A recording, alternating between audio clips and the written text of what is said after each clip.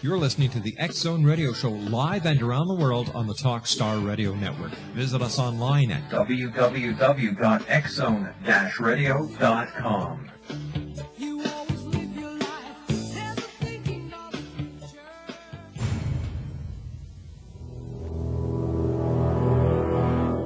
The X Zone radio and TV show is largely an opinion talk show. All opinions, comments, or statements of fact expressed by Rob McConnell's guests are strictly their own and are not to be construed as those of the X Zone radio and TV show or in any manner endorsed by Rob McConnell, Relmar McConnell Media Company, Talkstar Radio Network, its affiliated stations, or employees.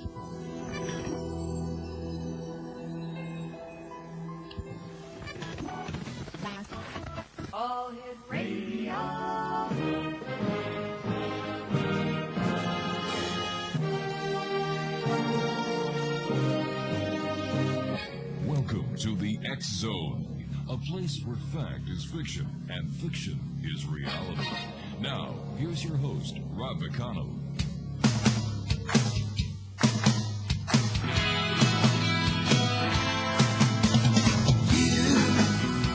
Doing that thing you do, breaking my heart into a million pieces, like you always do. And you don't mean to be cruel. You never even knew about the heartache I've been going through. Well, I try to forget you, girl, but it's just so hard to do. Every time you do that thing you do, I know all the games you play, and I'm gonna find a way to let you know that you'll be mine someday. And welcome to the X Zone, everyone. My name is Rob McConnell, and we're coming to you live and around the world on the Talkstar Radio Network from our studios in Hamilton, Ontario, Canada. If you'd like to give us a call, our toll-free number is 1-877-528-8255. That is toll-free throughout the U.S., Canada, Alaska, and Hawaii. On MSN Messenger, Talkstar Radio at hotmail.com. My email address is xzone@talkstarradio.com. And our websites, www.xzoneradio.com and www.xzonetv.com. It's another week here in the X Zone, and what a week we have for you planned tonight.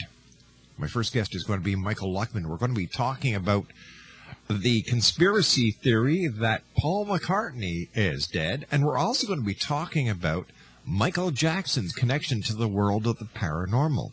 Dr. Diane Pomerantz joins me in hour number 2. We're going to be talking about the animal-people connection, and we're going to be talking about animal safety in the summertime.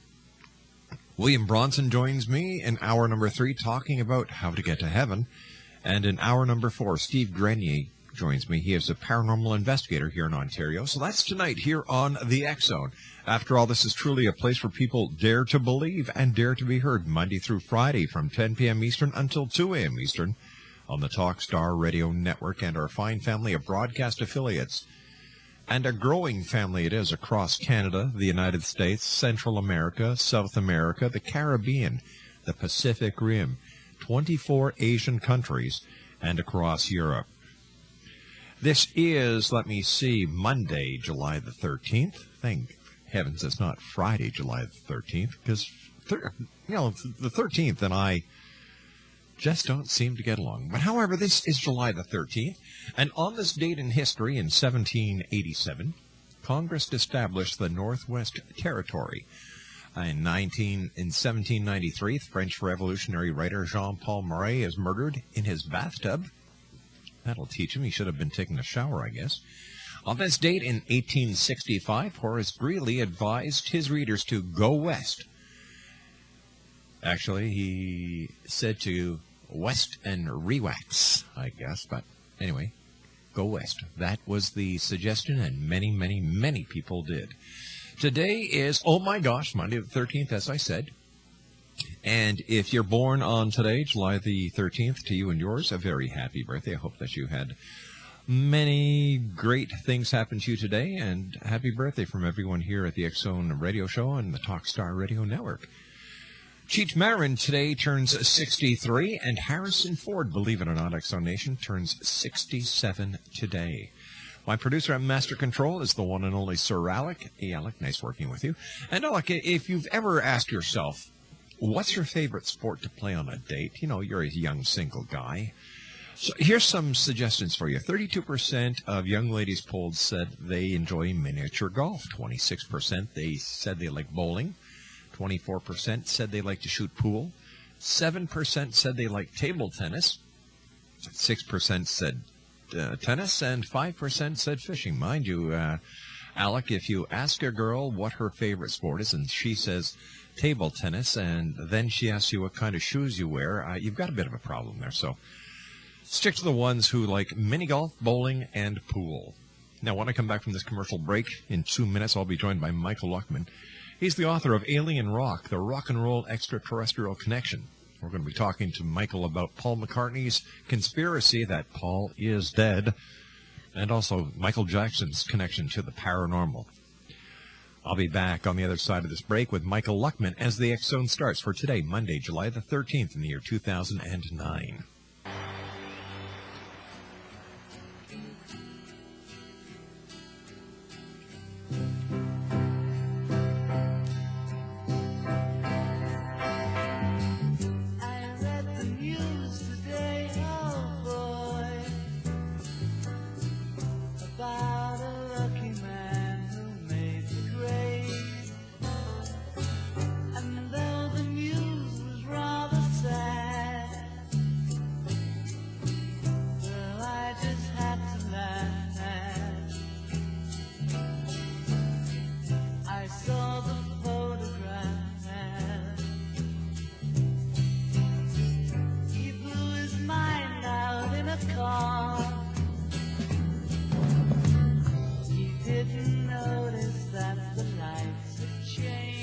Welcome back to the X-Zone, everyone. Paul McCartney never wrote Maybe I'm Amazed. He never formed the band Wings. He never clashed with Yoko, became vegetarian, or fathered any of his children. When Queen Elizabeth knighted him in 1997, she was actually knighting someone else. Now, this is because conspiracy-minded Beatlemaniacs say Paul McCartney secretly died in 1966. Theorists claim that the other Beatles covered up his death, hiring someone who looked like him, sang like him, and even had the same jovial sense of humor. But the guilt eventually got to them, and they began hiding clues in their music. In the song Taxman, George Harrison gave his advice for those who die, meaning Paul. The entire Sgt. Pepper's Lonely Heart Club Band was awash with Paul is dead clues. The Beatles had formed a new band featuring a fictional member named Billy Shears. Supposedly, the name of Paul's replacement. The album contained John Lennon's A Day in the Life, which had the lyrics, "He blew his mind out in a car," and the recorded phrase, "Paul is dead, miss him, which only becomes evident when the song is played backwards. Now, Lennon also mumbled, "I buried Paul" at the end of Strawberry Fields Forever. In interviews, Lennon said the phrase was actually cranberry sauce and denied the existence of any backward messages. Paul is dead believers think the Beatles accompanied these backward tape loops and veiled references to death with album covers that illustrated the loss of their friend. The original cover of the 1966 Yesterday and Today album featured the Beatles posed amid raw meat and dismembered doll parts, symbolizing McCartney's gruesome accident. If fans placed a mirror in front of the Sgt. Pepper album, the words "Lonely Hearts" on the drum could be read as 111 X he die 111. And of course there's the Abbey Road cover on which George, John, and Ringo forewent all pretense and pretended to cross the street as a funeral procession. John wore all black like a clergyman. Ringo the mourner, dressed in black. George donned jeans like a gravedigger. Paul wore no shoes. He didn't need them because he was dead, and walked out of step with the others. Now, if Paul McCartney is dead, then his imposter is still at large. He met and married Linda McCartney, with whom he had 4 children before losing her to breast cancer in 1998. He released a live album in 1993 called Paul is Alive, likely story, and produced over 20 solo albums. And that's not even counting the ones released by Wings.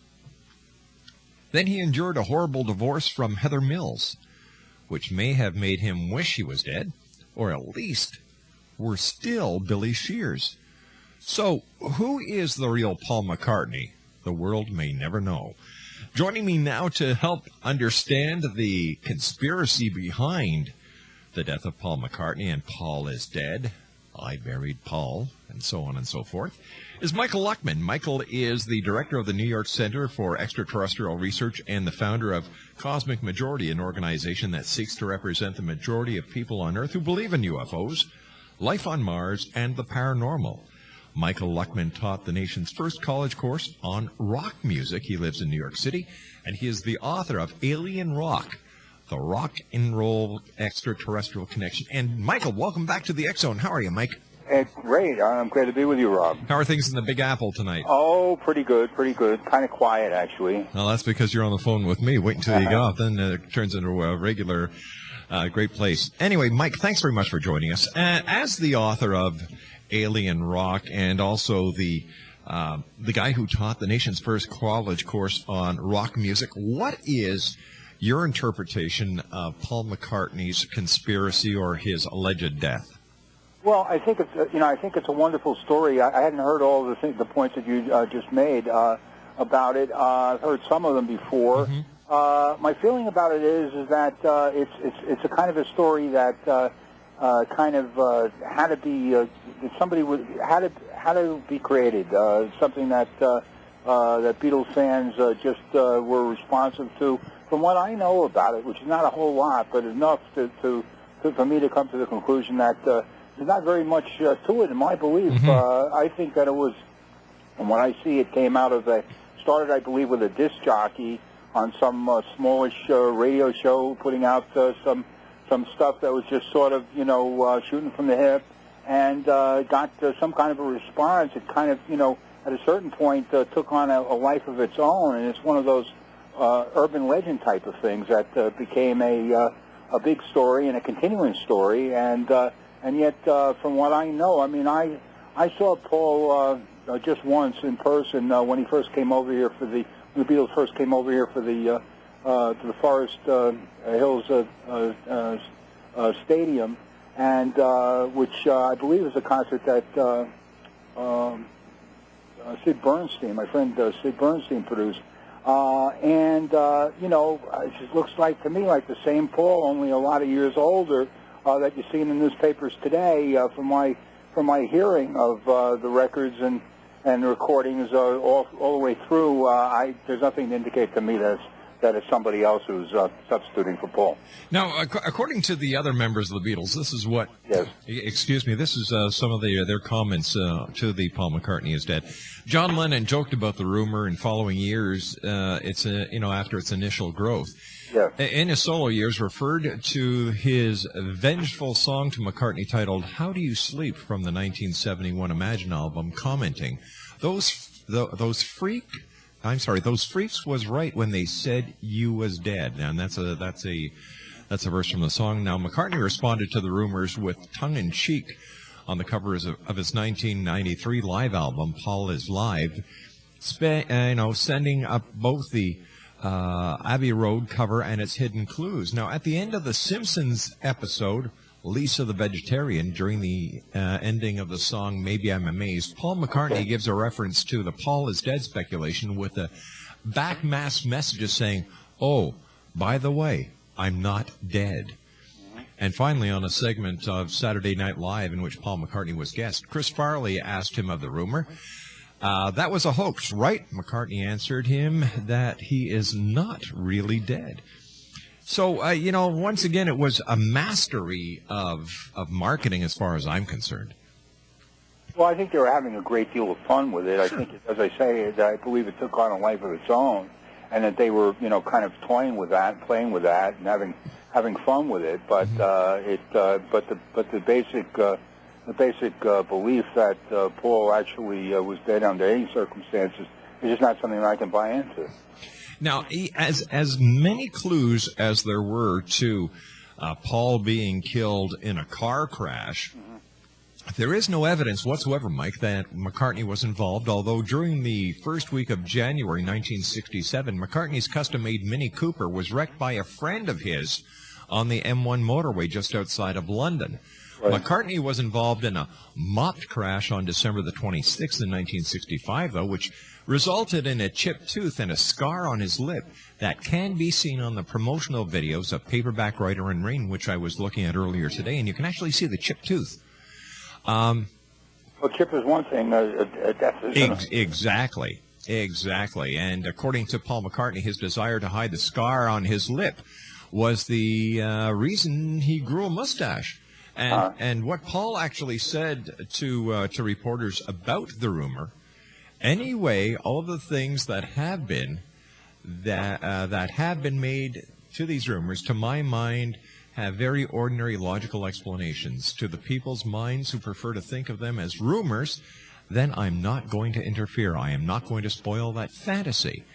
Now, you can think about what you like. However, if the end result, the conclusion you reach, is that I am dead, you are wrong, because I am very much alive. I am alive and living in Scotland. Uh-huh. Okay. So there we have it. The entire thing... I don't think that rumor, whether he's dead or not, I don't think that rumor will ever die. No, it's just like who killed JFK. Yeah, right. And did we really land on the moon? And it just goes on and on and on.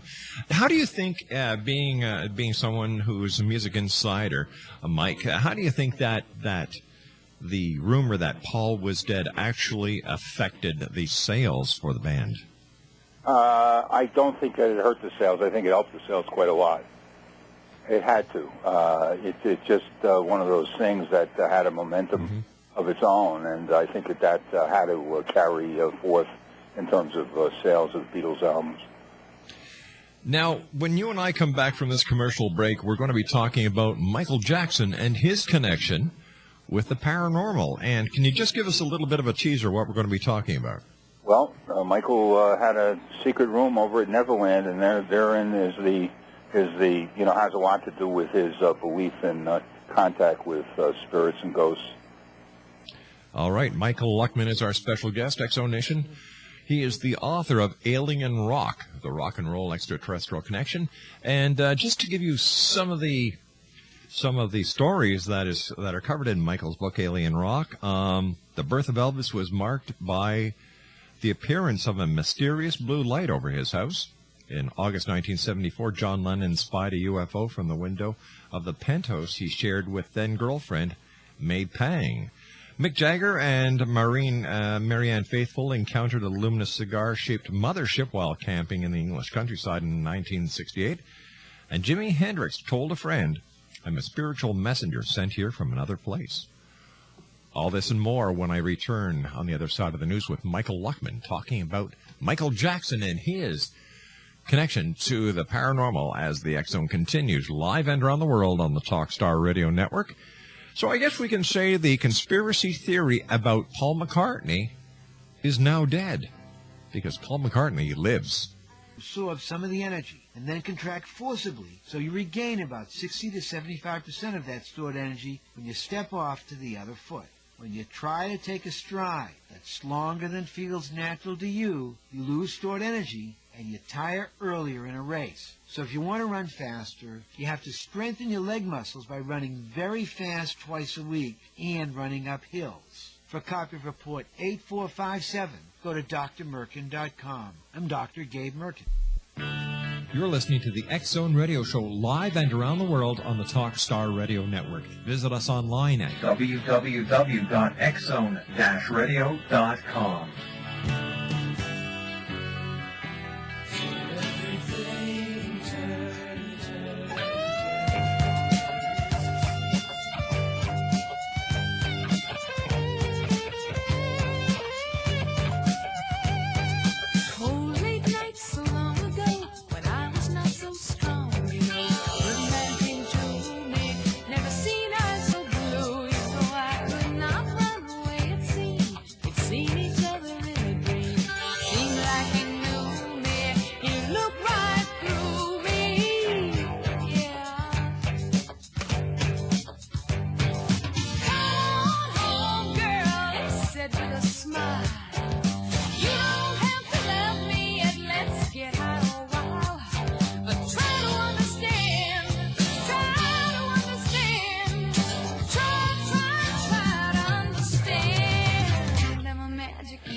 That's me, Rob McConnell, the Magic Man, Monday through Friday from 10 p.m. Eastern until 2 a.m. Eastern on the Talkstar Radio Network from our studios in Hamilton, Ontario, Canada. My guest this hour is Michael Luckman. He is the author of Alien Rock, the Rock and Roll Extraterrestrial Connection. And Michael, late night comics used to joke all the time about Michael Jackson being an alien. Was he one? Well, in a sense, I guess he was. I mean, he actually... There's a wonderful quote in which he was referring to E.T. and his admiration for E.T. And he says, ultimately, he says that what really made him identify with E.T., he says that E.T. is just like me. And what he meant by that, I think, is that he didn't fit into, normal society. He said that what he revered about E.T., the extraterrestrial, and by the way, he did the children's album for E.T., is that he loved the fact that E.T. could fly. He wanted to fly like E.T. But he also the fact that he felt that E.T. might be something like 700 or 800 years old, and he thought, well, that somebody who's that old is going to be able to impart this tremendous amount of knowledge to him. So he really identified with that. He also said that when he was growing up, that it was very hard to make. One of the reasons that he felt, in a sense, alien, it was very hard to make the transition from being a child star to being an adult star. Now, Michael, is it true that Michael Jackson, the king of pop, had actually planned to build an alien landing strip in Nevada to welcome ETs to Earth? Yeah, I did ask him about that. It's a plan that he later abandoned. I'm sure it would have been a very expensive thing, and I don't know what his other involvements were at that time, but he certainly was interested in it at one point. And his interest came as a result of a dream that he had about a alien. And he wanted to do this also, wasn't only for the idea of personally making contact, which he wanted to do very much, probably more than anything else in the world, but the idea of being able to film it, and then later, which would have been the most important event, arguably, in human history, and be able to sell it to one of the networks. Now, what did Michael actually think of E.T., the character in Steven Spielberg's hit movie? Did he really... He was just totally enamored with E.T. He saw, to give you an answer to that point, he claimed that he had watched, this is almost unbelievable, but he claimed that he had watched that movie hundreds of times, sometimes with his kids. Oh, wow. Now, did he really want to fly like E.T. as well? He absolutely wanted to fly like E.T. He also wanted to moonwalk on the moon, which is something that he told me when I met him here in New York about 5 years ago. He actually went as far as contacting Uri Geller, the psychic who's based in England now. Yep. And Uri, in turn, called Edgar Mitchell, the former Apollo astronaut. And they were all taking this very seriously. But the only problem was is that how are you going to get somebody like Michael, or anybody for that matter, to the moon? The closest, it seemed, was the best bet was just to get onto the. At that time, there were the Russians were flying, rockets to the space station, and that would be about the closest that he came. So that was an unfulfilled dream. Did you speak to Michael about performing at the Signal to Space concerts that would be live music? Yeah. What did he say? Yes, I did. The Signal Space concerts are something that we're still working on. Unfortunately, we took a big beating as a result of this economic collapse that took place this last summer, and that was exactly the point at which we were supposed to have millions of dollars. And we had a signed agreement on this. But anyway, the investors weren't able to keep to their share. So it's something that we're still working on. Michael was up for doing an appearance at the Signal Space concerts, and I even suggested to him the ultimate show business entrance, which was to come in aboard a flying saucer, an actual flying, when I say an actual flying saucer, man-made, of course, flying saucer, which I have access to in terms of a company that has actually created that, and that's what we were going to do. The problem there, I think, would have probably been the insurance question, because this is even though they've been working on developing this flying saucer for a very long time, they're still a little shaky, and that was still a factor. But I can't think of anything else that would have brought the house down more than that. What do you know about Michael's interest in the paranormal? Okay, well, Michael. First of all, he made, I'm not exactly sure the date, it might have been about 1986, he made a short music video, actually a long music video, called Ghosts, in which he plays like a Dr. Frankenstein type of character who is under siege by the local townspeople. And you see this kind of interesting looking, but you don't know what it is exactly. The man looks like a normal man, more or less, an older man, who's sort of leading the group. And you're wondering, well, why is this guy in the video? You know, he doesn't particularly look like anything, and he's just there, but he's sort of leading the whole group.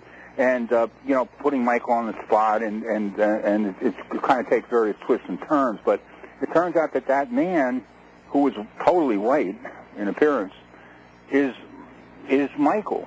So he's playing a double role. He's playing the guy who's leading the townspeople against himself, essentially. And he's there in this big old house. And it, as I say, it's very similar to the Frankenstein type of thing, movie. But Michael believed in ghosts. He believed that he was in touch with the ghost of the spirit of Liberace. And he actually went so far as to have constructed, to create a room upstairs at Neverland, which contained a sliding door and mirrors, and he claimed that he was in touch with the spirit of Liberace. And he had a regular, ongoing conversations with Liberace, so he claims. And he, said that he considered Liberace his guardian angel. And, of course, we know that Liberace was very flamboyant, and, of course, Michael was, too, so they had quite a bit in common that way, as well as musically. Now, did Michael believe in reincarnation, and if so, who did he want to come back as? Okay. Michael definitely was into reincarnation. He told me that when I saw him here in New York. He didn't say he would want to come back as. My best guess, based on a $200,000 painting that he had in what he called his treasure room, which is another secret room he had upstairs at the ranch, was he had a bunch of people in this painting, included Albert Einstein and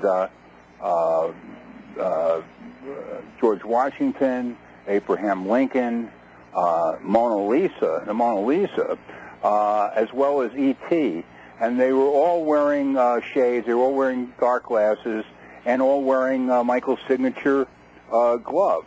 And these are the people who apparently he most admired, so I would think that one of those might be a candidate. Mike, why did Michael Jackson need secret rooms? Oh, now you're talking about getting deep here. I mean, you're probably in the guy's psyche, which is fine, but who knows? I mean, it was part of his fantasy life. Was he mentally stable? I would say yes. I mean, he was like, he was a genius, and of course, people who are geniuses are super talented like that. Often do things that are not within the norm. He had some crazy parts to his personality, but I would say he was basically very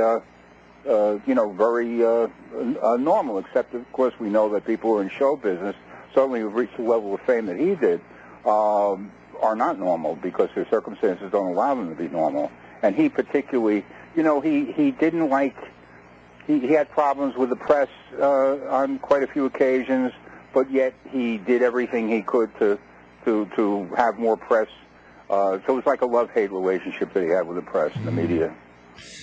Tell me, Mike, there were rumors that were flying around even until a couple of days ago that Michael didn't want to be buried in a cemetery, but rather cryogenically suspended. So presumably he could be brought back to life sometime in the future. Well, yes, absolutely. There's no question about that. Elizabeth Taylor, who was his close friend, apparently had made arrangements or may have made arrangements to have her with a cryogenics laboratory. There are a number of them around the world. To have herself put on ice, so to speak. Mm-hmm. The idea that theoretically sometime in the future, if they figure out a cure, I don't know what that would be in Michael's case, but, there's so many things that seem like they were impinging upon him. But in any event, I don't think it's legitimate science, but nonetheless, he thought it was. And but that has to be done. If that's to be done, my understanding that has to be done like immediately, like within a matter of hours of the person passing. Especially not days and weeks. Well, of course not, and without the intervention of an autopsy, let alone 2 autopsies. Yes, exactly. Now, what role? Let me see. Elizabeth Taylor was very tight with Michael. Diana Ross was very tight with Michael. Mm-hmm. Some people can't understand why Diana Ross was second on his list for custodian of his children and not Elizabeth Taylor. Well, my only answer there is Elizabeth Taylor's really, getting on in years. I mean, I believe she's got to be in her mid-80s or maybe even a little older than that. So I think that would be the main reason. She just might not have the energy to be able to do it. Okay, now tell me about Michael's regularly taking GH3 or what is it, Gervitol? Gervitol, yeah. The so-called fountain of youth drug, yeah. Specifically because a close friend of mine who passed away, Herb Bailey, wrote the book which popularized GH3 in this country, in the U.S. Gervitol was developed in Romania, and essentially it's an anti-aging drug which is very popular in many parts of the world, especially strongly popular in Europe. Not allowed in the U.S., so in the United States and other places you have to get it by mail order.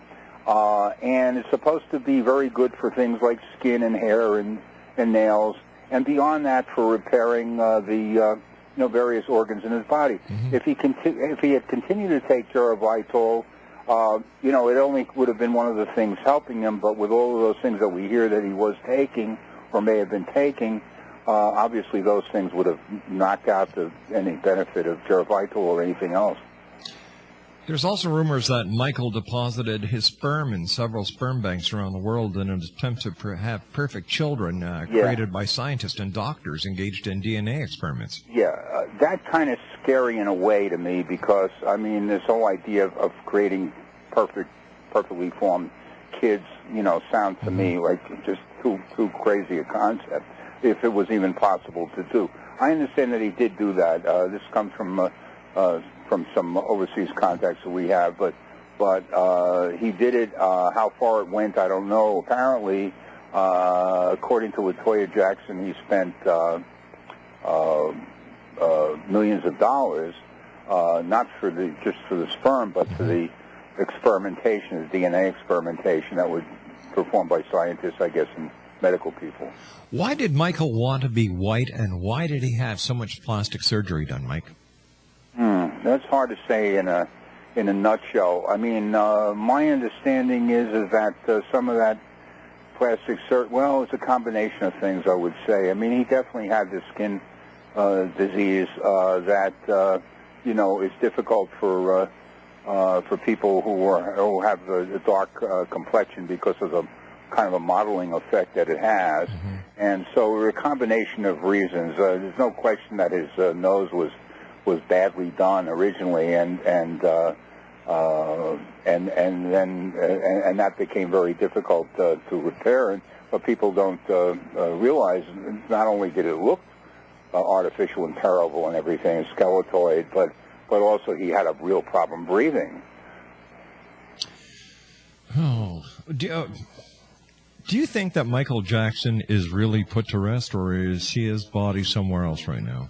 No, he was put to, well, I mean, he's my understanding is he's in a crypt, and that they're waiting for a part of his portion of the brain was taken for autopsy purposes, and whenever that's returned, that he's going to be buried in that cemetery as far as long, I think it is, in Los Angeles.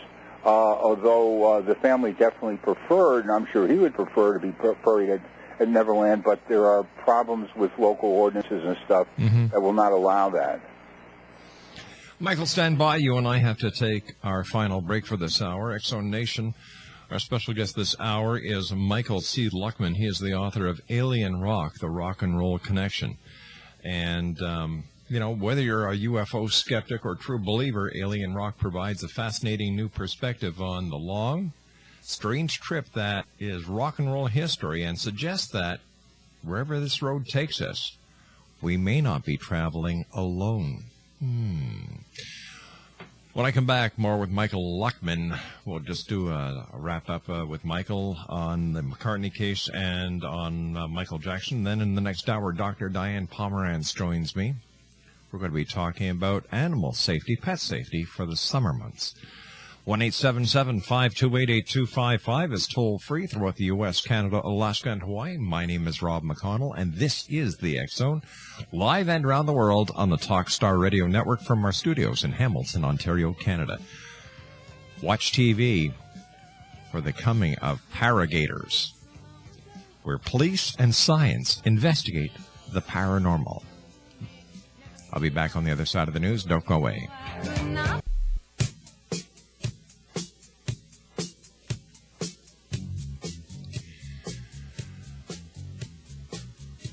This is from Fox News. Michael Jackson was killed by a band of greedy hangers-on, his sister LaToya alleges in interviews with British Sunday newspapers.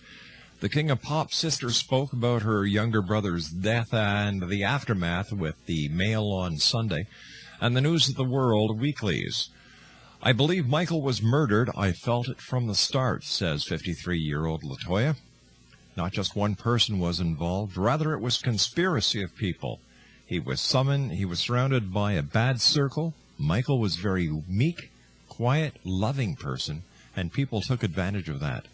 Less than a month ago, I said I thought Michael was going to die before the London shows because he was surrounded by people who did not have his best interests at heart. LaToya said that she ordered a private autopsy. Jackson died on June 25th at the age of 50. Michael was worth more than $1 billion. When anyone is worth that much money, there's always greedy people around them. I said to my family a month ago, he's never going to make it to London. He's worth more dead than alive. Now, murder under the California law can include killings that are not premeditated. LaToya accused a shadowy group of cutting her sibling off from his family and friends and forcing him to sign up for the 50 comeback concerts at London's O2 Arena. Shows shows billed, that is it. Now, they saw him as a cash cow, and they got him hooked on drugs.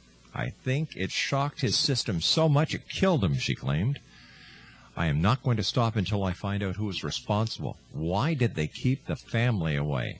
It's not about money. I want justice from Michael.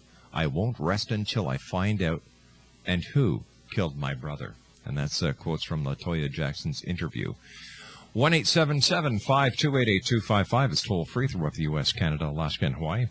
Michael Luckman is our special guest. And, Michael, where can people get copies of Alien Rock, and what other great stories can they find inside? Well, you can get copies of Alien Rock, the Rock and Roll Extraterrestrial Connection, through Amazon.com would be the best way to get it. Stories, of all the people I have in the book, the one that is, I think, the most unusual is the one involving Jerry Garcia of the Grateful Dead, and an account of his being locked in some kind of a spaceship, apparently, for a couple of days, in which he saw what he described as these large, tall, alien presences. These were beings that looked sort of, bug-like and like really tall and spindly. Yeah, but was Garcia tripping out on acid? Was that? Was Garcia tripping out on acid? Because he had Well, one heck of an actually, acid I trip. do. I make it a point in the opening of the book to say that you can't explain this stuff away about, rock stars' use of drugs. Of course, many of them do use drugs. Yeah. There's not a question about it. However, there were all kinds of reasons, other witnesses and all kinds of things that indicated that wasn't the case in the vast majority of instances. However, Jerry Garcia's case, there was some description that was similar. The effects were similar to DMT, which is a very interesting drug that has been used for experimental purposes and is connected with the so-called pineal gland of the third eye. and it may have been that it did come from some kind of a drug experience. It's very hard to come to a quick judgment on that. Hey, Michael, we've got to say so long for tonight. Always great talking to you. Continued success, and can't wait till you and I chat again about the strange, the wonderful, and the bizarre. Thanks, Some Rob. of the greatest stories found in Alien Rock, the rock and roll extraterrestrial connection by our special guest this hour, Michael C. Luckman, available online at Barnes & Noble and other internet outlets. Now, when I come back from the news at 6.5 minutes past, I'll be joined by Diane Pomerantz, Dr. Diane Pomerantz. We're going to be talking about Fido and Kitty Cat. And you know that macaw that some people have going, caw, caw, macaws. I'll be back on the other side of this commercial break. Don't go away.